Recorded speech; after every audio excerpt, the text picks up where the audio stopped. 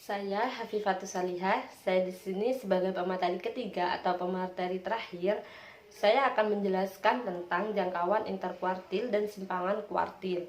Jangkauan interkuartil atau IQR dinyatakan sebagai selisih antara kuartil atas atau Q3 terhadap kuartil bawah atau Q1. Sehingga dirumuskan IQR sama dengan Q3 dikurangi dengan Q1.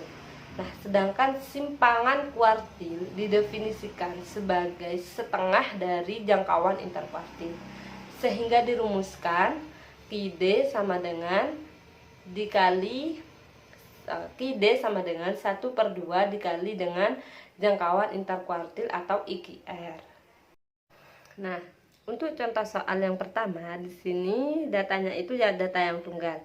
Tentukan jangkauan interkuartil atau IQR dan simpangan kuartil atau QD dari data berikut, yaitu 57,49,30, 46, 59, 43, 42, 47, 40, 45, 44, dan 56.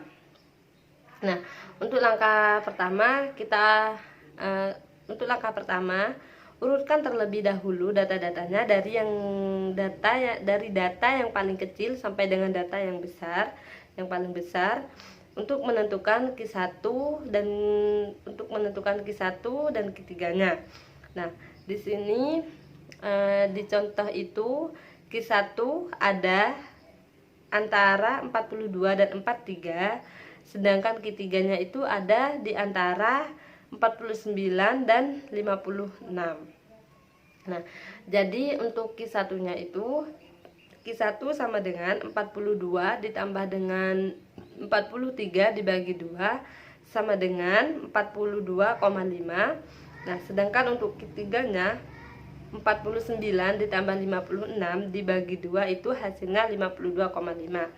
Nah, untuk mencari jangkauan interkuartilnya, seperti yang sudah saya jelaskan, rumusnya itu untuk jangkauan interkuartil itu Q3 dikurangi dengan Q1, sehingga berarti kan 52,5 dikurangi dengan 42,5, maka hasilnya itu sama dengan 10.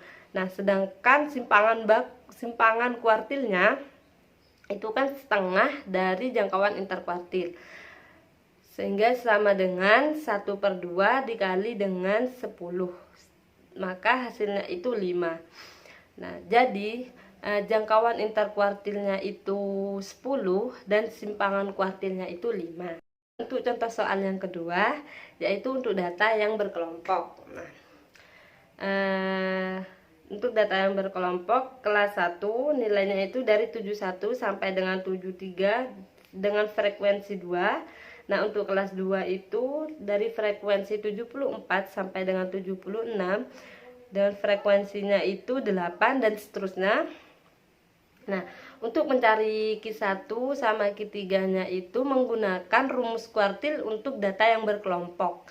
Nah, untuk yang pertama yaitu dihitung terlebih dahulu banyaknya data itu ada berapa. Nah, untuk contoh soal ini banyaknya data itu ada 40. Nah, untuk menentukan Q1-nya itu 1/4 dibagi dengan 40, berarti kan ada 10 data. Berarti jadi Q1-nya itu ada pada kelas interval kedua, yaitu 74 sampai dengan 76.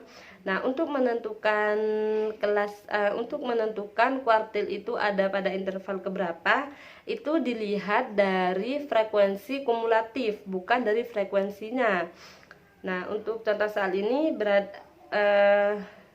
berada pada interval kedua, yaitu frekuensinya itu 10, frekuensi kumulatifnya itu 10. Nah,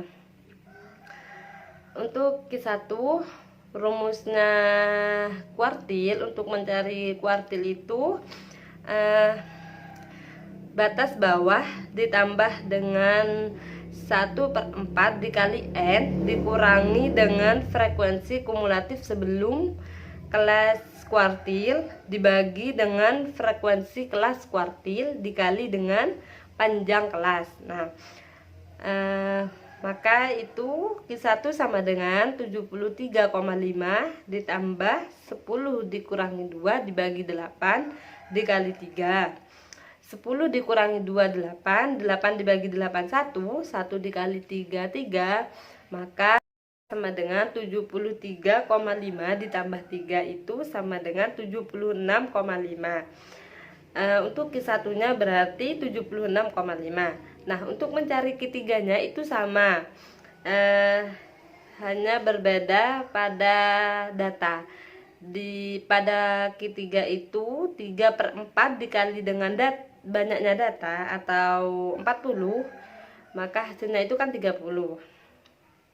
Maka kuartilnya itu ada pada interval keempat, yaitu 80, pada nilai 80 sampai dengan 82. Maka Q3 sama dengan 79,5 ditambah 30 dikurangi dengan 20 dibagi 12 dikali 3. Maka hasilnya itu 79,5 ditambah 2,5, hasilnya itu 82.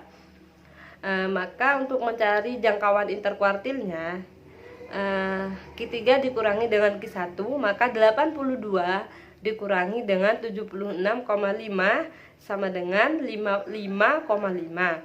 Nah, untuk simpangan kuartilnya itu setengah, 1/2 dikali dengan jangkauan interkuartil, maka 1/2 dikali dengan 5,5 itu hasilnya 2,75. Jadi jangkauan interkuartil dari contoh soal tersebut itu 5,5 dan simpangan kuartilnya itu 2,7. Nah, selanjutnya yaitu ukuran kemiringan kurva dan keruncingan kurva. Yang pertama yaitu ukuran kemiringan kurva. Kemiringan adalah derajat ketidaksimetrisan atau penyimpangan dari kesimetrisan sebuah distribusi, yang mana jika distribusi tersebut tidak simetris akan memiliki nilai rata-rata, median, dan modus yang tidak sama besarnya. Nah, sehingga distribusi data tersebut akan terkonsentrasi pada salah satu sisi kurvanya. Nah, itu gambar dari kemiringan kurva. Nah, menurut Pearson, untuk menghitung kemiringan kurva itu ada beberapa rumus, yaitu yang pertama yaitu koefisien kemiringan Pearson dengan menggunakan modus, yaitu nilai rata-rata dikurangi dengan modus dibagi dengan simpangan baku. Nah,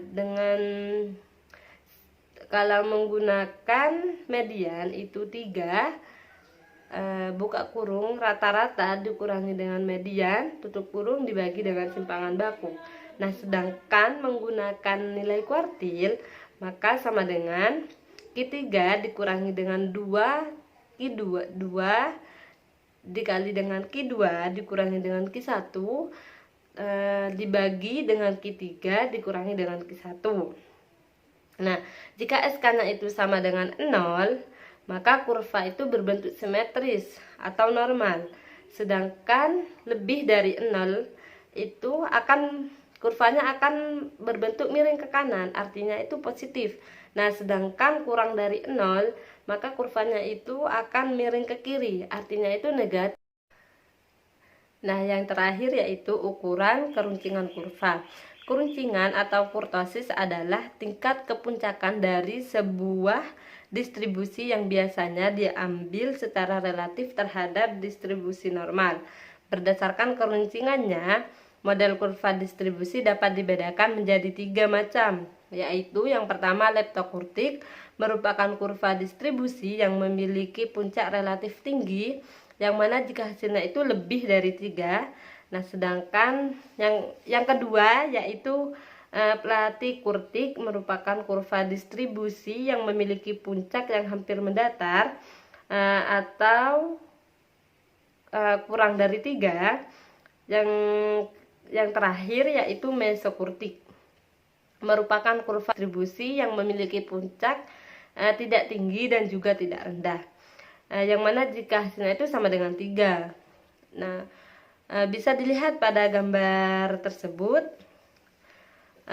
Sedangkan rumus untuk menghitung keruncingan kurva, ukuran keruncingan kurva itu untuk data tunggal sama dengan 1/ns pangkat 4 sigma xi dikurangi dengan x pangkat 4. Nah, sedangkan untuk data yang berkelompok sama dengan 1/ns pangkat 4 sigma fi buka kurung mi dikurangi dengan x tutup kurung pangkat 4.